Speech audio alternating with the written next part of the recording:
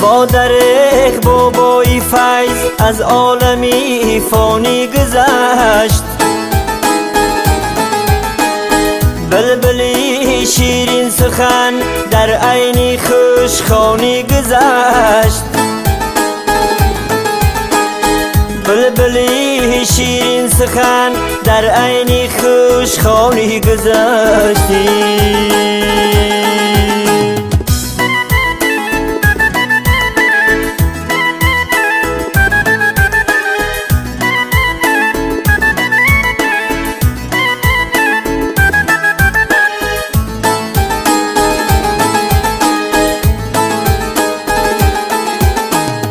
هر کسی میدید او را خرسند میشد هر زمان. هر کسی میدید او را خرسند میشد هر زمان.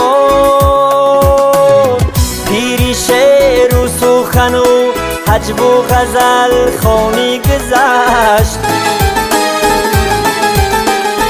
پیری شعر و سخن و حجب و غزل خوانی گذشت.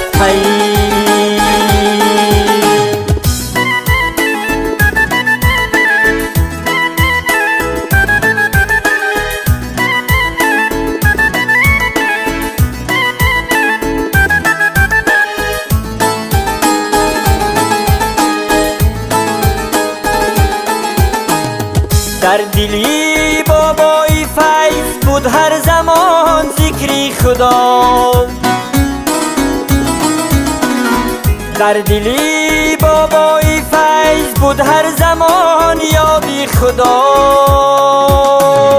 با دعا و خیر و با رکنی مسلمانی گذشت. الهی آمین و رب العالمین قبول حسنات، مغفرت گناه، بقای ایمان، دفع بلای آخر زمان، برکت به هممان. چنان برکت که با قوت اسپان، با خور مرغلان، با کمپیری بی دندان، با گوشت بی استخوان، با زمانه بی شیطان. الله نور بلا دور به حکم خدا به قبل رسول. با دعا و خیر و با رکنی مسلمانی گذشت. با دریغ بابای فیض از عالمی فانی گذشت.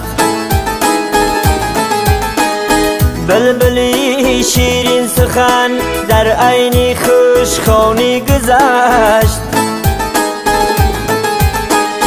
بلبلی شیرین سخن در عین خوشخوانی گذشتی.